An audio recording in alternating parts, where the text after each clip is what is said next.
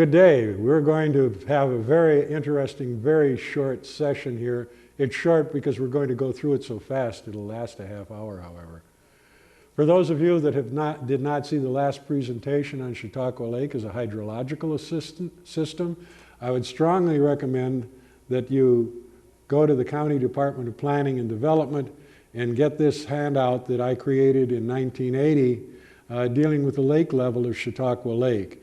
It'll help you understand how it works, but it doesn't have all of the details of the previous presentation. The first really good record of Chautauqua Lake as a biological system is done in 1936-37 and reported in the New York State Department of Environmental Conservation Annual Report of 1938. It's entitled the Biological Survey of the Allegheny and Chemung Watershed. And within it is the first real good set of records about what Chautauqua Lake is. And believe it or not, in 1938, there was aquatic rooted vegetation in the lake that bothered people. There was algae in the lake that bothered people. Fact of the matter is that the Board of Supervisors appropriated its first money to fight the unhealthy conditions in Chautauqua Lake in the year 1934. We also have in the historic record rules and regulations that the Board of Supervisors passed dealing with the fishery of the lake before the lake took over that responsibility of maintaining the fishery. Chautauqua Lake has been studied by teams of people. I would tell you that Andrew Goodell, who is now the county executive, at one point was hired by the Lake Association as part of a team to study the rooted aquatic vegetation around the shores of the lake when he was either in late high school or early university. We have the Lake Association that has done some rather specific studies, one of them particularly in 1988-89, dealing with certain parts of the lake. And they went back in and did some very interesting and important documentation on the dating of the chemistry that had been used in the lake over the various years. After the 1938 study, however, there were no more studies done on the lake until the early 70s when we began what are now called, or I call, the benchmark studies, in which, with the help of the Resource Center at the State University College of Fredonia and the biology department at Jamestown Community College, we began to look at what was happening in Chautauqua Lake. Why were we looking at it? Because the lake was becoming offensive to us. We didn't like what was happening on the lake. And we began to record certain things. As an example, I can remember Mr. Johnson, professor at JCC, reporting on the phenol content of the lake and how Chautauqua Lake was like a big sugaring pan.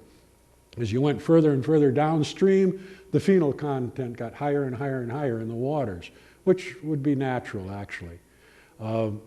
We then began to look at the fish. We began to look at the littoral zone. The littoral zone of the lake is that part of the lake that is really the most fertile and the most active part of the lake in which we have the rooted aquatics.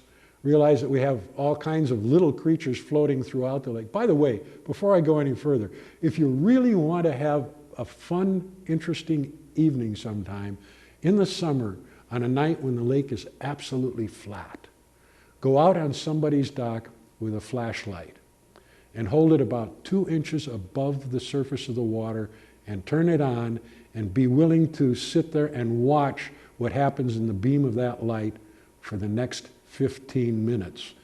Then you'll begin to understand Chautauqua Lake as a biological system. I'm not going to explain it to you or describe it to you. You go do it and have a very interesting time. In the studies of the 70s and in the studies of 1988 and 1989, we went out and did a number of things. Some of the things that we found about the lake are as follows. There is no thermocline in the lake except under very unusual conditions in the summer months. The lake and the surface of the lake and the wind direction and prevailing winds are such that the lake is continually being turned over, so that there is no place where you say you have temperature and oxygen to here, and down here you have cooler temperatures, and you have no oxygen. Once in a while that happens in the very, very deep, but that's only after you've had weeks of no wind of any type on the lake itself. Man has introduced things into the lake, something called Potamogeton crispus, something called milfoil, something called German brown trout, something called pike, which also is called walleye, goldfish. There's a number of creatures that we have added to the lake, and there are numbers of creatures that have left. Bruce Crandall, who is a friend of mine and a fishing buddy at times, talks about when 1940 he was fishing off of the then dump at Chautauqua, and he caught a billed catfish. I have not seen a billed catfish in some 40 years of fishing Chautauqua Lake, but he insists that he landed a billed catfish in 1940 on the lake. So we've seen those types of subtle changes take place. The most dynamic change that has taken place on the lake is the character and the quality of the watershed. In earlier presentations and in later presentations, we've hinted at the fact that the watershed was basically stripped of its first forests, and it has now replenished itself. I would also tell you that such things as the Agricultural Act of 1985 has taken place, and that had a dairy buyout, and the number of dairy cows that are in the watershed and the total number of acres that are plowed in the watershed have dynamically changed over the years, so that the change has taken place along with the land use. We've also had a change in the opportunity or in nutrient reaching the lake. One of the most dynamic things that happened on the lake in terms of its biological system and its change was that in 1975, the Chautauqua malted plant in the village of Mayville closed down. It opened again several years later for a very short period of time, but under different technology. But when we measured the nutrient loading in the little inlet, which drains the site of the state highway garage and the milk plant and at one point a pickle plant, we found that 28% of the phosphorus loading of Chautauqua Lake was coming out of the little inlet. And the following year, after the close down of that plant, the milfoil community in the upper end of the lake changed totally. In fact, it collapsed is about the best way I can describe it, because I wrote it up and sent it up to the resource center. Now let's look at the lake for a few minutes and the things that are happening in it. The richest part of the lake is from the depth of 2 meters to the depth of 4 meters.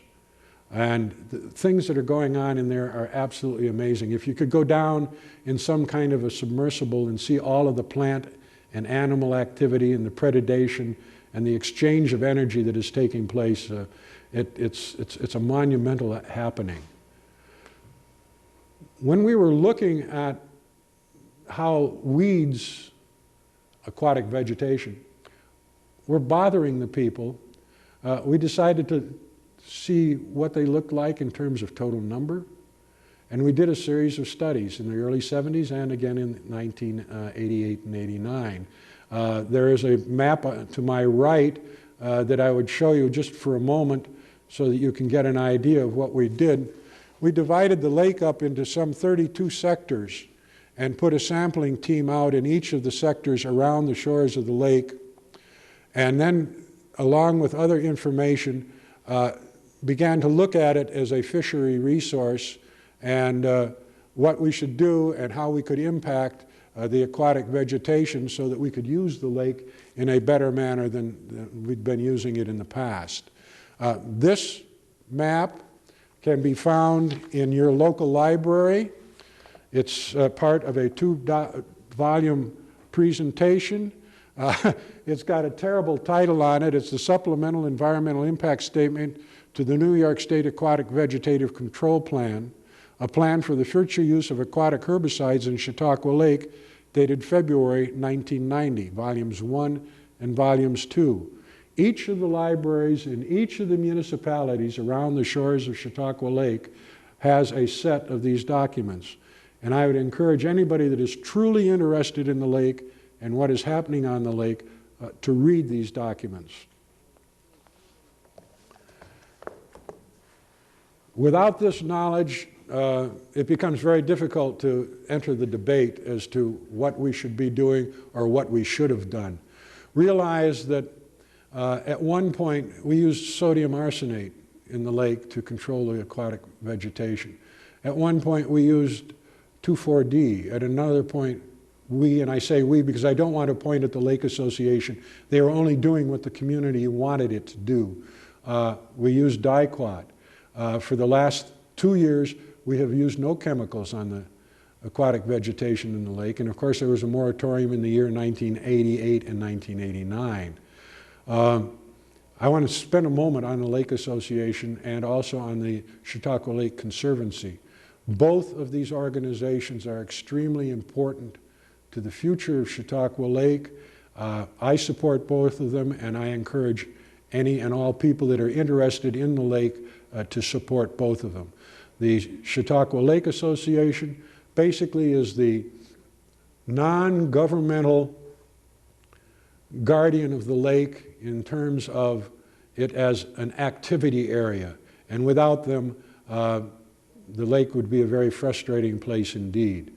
The Chautauqua Lake Conservancy is a group that is looking well down the road on the future of the lake and is looking to do things that are subtle, not politically exciting, but deal with the things that need to be done in the lake and its watershed in order to preserve it as a lake that we would enjoy for generations and centuries to come.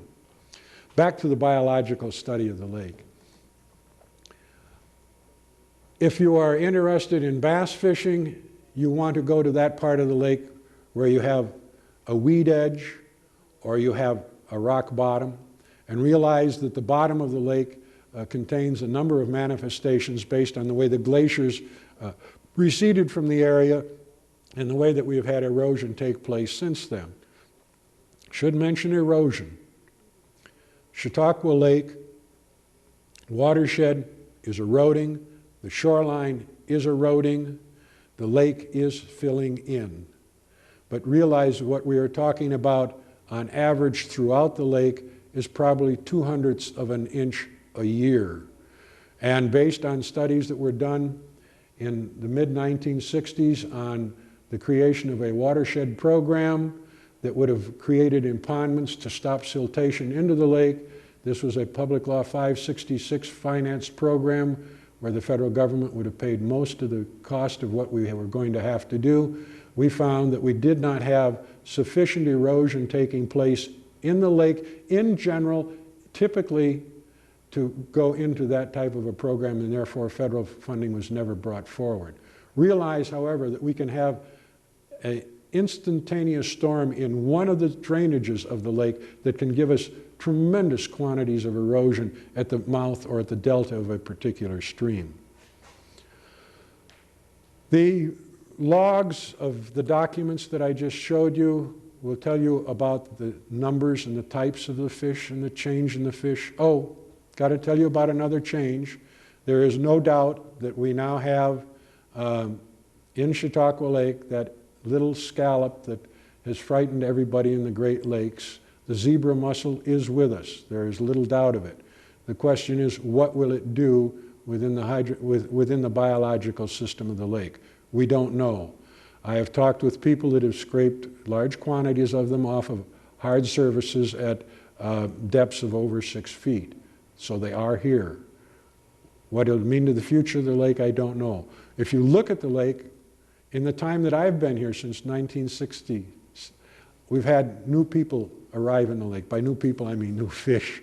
The silver bass, which is a very interesting fighting little beggar, is now well seated in the lake. The walleye pike, which was not here when I first started courting my wife in the watershed of the lake in 1950, is not here as a permanent resident. The Muskellunge population has changed and shifted. Why? We honestly don't know. We have a series of theories. But this we do know, that since we started our studies in 1972, the amount of phosphorus loading in the lake has been lowered substantially. It has been lowered through a number of activities. The first activity was a state law that took phosphorus out of household detergents. Therefore, they didn't go into our dishwashers, into our sewer systems, and then go into the lake. Secondly, we have the watershed of the lake becoming more and more of a forest cover, which holds the decomposition of plant material better in the site. Thirdly, farming has changed. Fourthly, we've added tens of millions of dollars of sewer systems. The sewer systems have two roles. They change the health parameters of the lake, and secondly, they change the phosphorus and chemical loading of the lake. The sewer systems that we have serving the shores of Chautauqua Lake today are secondary, advanced secondary, or in the case of the South Chautauqua Lake sewer system, which serves all the way up to Maple Springs, all the way up to Midway Park, and all the way around to the Bosey School in Asheville. The chemistry of that sewage treatment plant and all of those people that live in that area no longer goes into the lake. It goes into the outlet of the lake after secondary treatment. The Mayville plant is advanced secondary. The Chautauqua Institution plant is advanced secondary. The private developments that have taken place, their sewer systems are secondary in character, which means that instead of with a primary plant reducing and holding only 65% of the solids, they're holding 85% of the solids and more of the chemistry. So what we have seen happen, also our knowledge has changed. And this is the one that confounds me. When I first got involved with Chautauqua Lake, all of the biologists were telling me that the rooted aquatics take all of their energy and all of their nutrient loading out of the water column. And then all of a sudden, it swung over and they said, no, they take all of their nutrient loading out of the residual siltation in the bottom of the lake, in the mud and the mucks. And now what they're telling me is it depends upon temperature and pH as to whether the rooted aquatic takes it from here or there or from both places at the same time. The fishery generally is healthy. It has changed. It has a different balance in it. What the zebra mussel is going to do, we don't have the foggiest idea. The muskellunge is still here, but it's got to be 40 inches long now before you can take it, and that's a lot of fish. The walleye pike is here, and if there's ever a finer fish, freshwater fish to eat, I don't know what it would be, unless you like fillet of perch and are willing to work for fillet of perch or fillet of calico. That's up to you. Basically, the lake is much healthier than it was when I arrived in 1960. It's healthier in terms of the nutrient loading that is going in. In fact, we're now waiting. I'm waiting almost with bated breath for a nutrient budget study that should be released within the next year. One of the last things I did as planning director of the county was to make application to do a new nutrient budget study to find out where the nutrient loading for the lake was coming from, and it has finally been implemented. And 2 years ago, I assisted as a volunteer and helped do a whole new land use study of the watershed of the lake, so that I'm confident when I tell you that the watershed is changing in a much more positive manner in terms of the quality of the water in the lake, except for that area between the perimeter roads and the shore of the lake, where we have the most intense activity. That's up to you and I as we do things in that area to see to it that we do not add any more nutrient loading to the lake or increase the siltation to the lake. It's one of those things that you and I have to be responsible for. It is a healthy lake. We have a good diversified weed community. It used to be that Potamogeton crispus and milfoil absolutely dominated the lake from June to September. Now we understand that Potamogeton crispus basically gives up its life cycle somewhere in the last weeks of June and the first week or two in July, and it goes dormant to the bottom of the lake until late in the fall and then starts growing again. And milfoil, in talking with the executive director of the Chautauqua Lake Association, he said that the milfoil content of the weeds that the Lake Association cut this year were the smallest that he can remember or that he can find in the records. So we have dynamically affected the lake And it's evident in what is happening in terms of the eroded aquatics. Hadley Bay, I believe, had some problems this year. And one of the things that I probably should talk about in another category, but I think I'll talk about it here, is ice and ice cover, because it does affect the biological system. But one of the things that we learned here in Mayville not too many years ago was that the ice-off period on Chautauqua Lake is a very vigorous and mechanical time.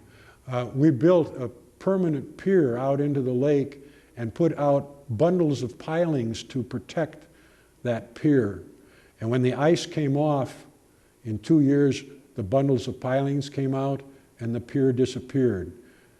The tragedy of that story is that there was nobody here to tell us how forceful, when you have square miles of ice and you have a 50-mile-an-hour wind blowing out, how forceful that sheet of ice can be as it scours the edges of the lake.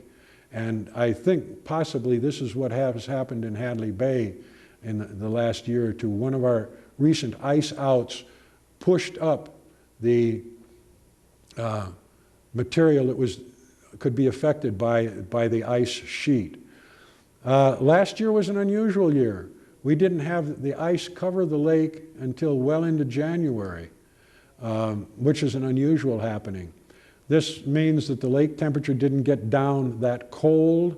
It means that the light penetration was there and more available for things that were going on in the lake. Realize that you can have an algae bloom in the middle of the winter under the lake if you get enough nutrient loading coming down out of the watershed. And this is some of the information that the students have given me that were involved with the aquatic vegetative management study and back in the benchmark studies of the 70s. It's a very special place. One of the things that we're going to have to look at very closely, in fact, is how we use our motor fuels on the lake. I'm more and more conscious of the fact that I've got a gas hog, and when I run it, I spill an awful lot of gas on the lake, and I'm beginning to almost feel guilty about that. There's another manifestation that has taken place, and I get this from my family notes. Maybe some of you read Pat Appleyard Parker's column in the Post-Journal's Saturday segment. But she kept notes on the mallard duck population on the lake, and she and her sister, my wife, can't remember a large mallard duck population on the lake when they were children.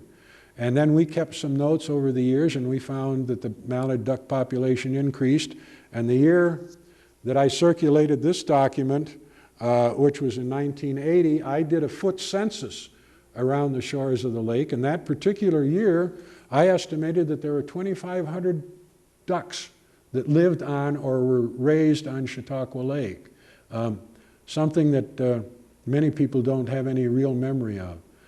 We did some studies, if you remember, when the bridge across Chautauqua Lake was stopped for an environmental impact statement. We did a waterfowl study then.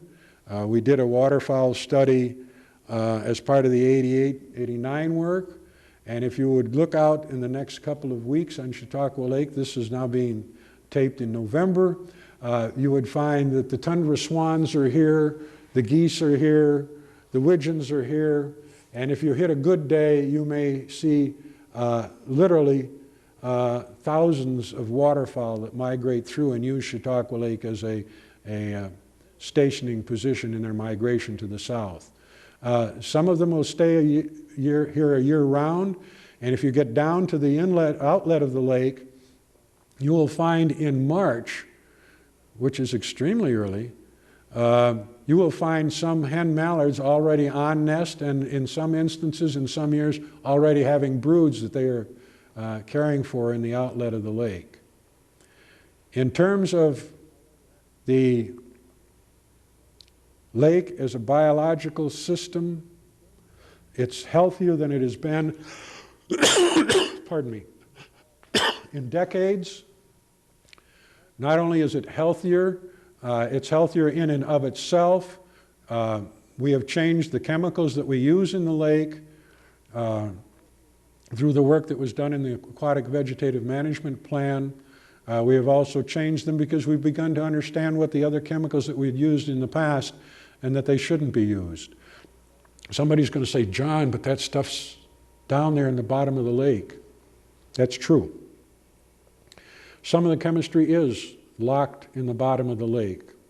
And some of it, the only way that it can be released and put back into the biological chain, whichever link or web you want to go up, would be to have an absolute lack of oxygen present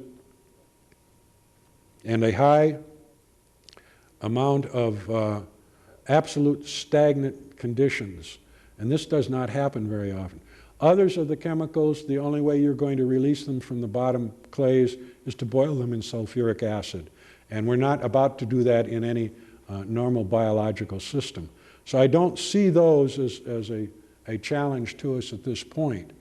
I see the lake as a biological system being used more as a fishery than it has ever been used before. I'm glad to say that we have some fishing organizations that support a catch and release, and that's it. I think that's good, although I've got to admit that I like a fillet of walleye or a fillet of perch once in a while. Pardon me. The fish community, if you want to find it, it's in the weeds. It's also, some of the fish are pelagic, you find them at mid-lake. Sometimes you will find